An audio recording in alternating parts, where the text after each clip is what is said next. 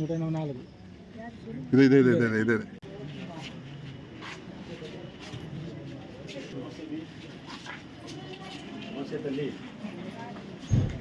భోజనం చేశాను లేదా చేసినారా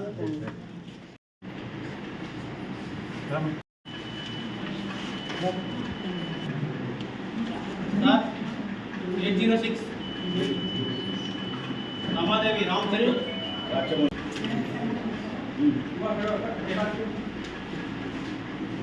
784 sir.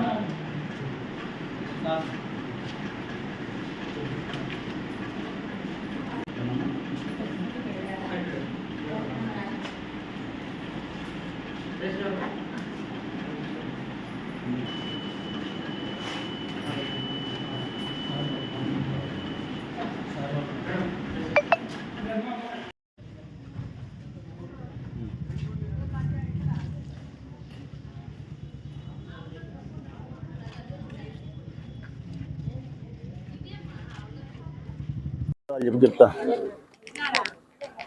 ప్రొద్దుటూరులో ఉదయం 7 నుంచి పోలింగ్ శాతం ఎక్కడ చూసినా విపరీతంగానే ఉంది.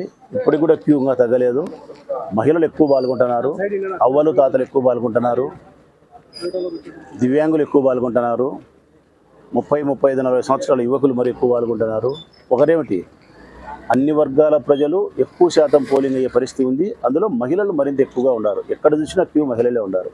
మహిళలు ఉండారంటే అర్థం వైఎస్ఆర్ కాంగ్రెస్ పార్టీకి బలం, వైఎస్ఆర్ కాంగ్రెస్ పార్టీని గెలిపించబోతారని సుస్పష్టంగా చెప్పగలుగుతా. ప్రొద్దుటూరు నియోజకవర్గంలో 30-35 వేల ఓట్లతో మేము గెలవబోతున్నాం. రాష్ట్రంలో అయితే 130-140 సీట్లతో జగన్మోహన్ రెడ్డి గారు అత్యంత సులభంగా గెలవబోతున్నారు. ఈ గెలుపుకు కారణం పేదవారు, ఈ గెలుపుకు కారణం మహిళలు.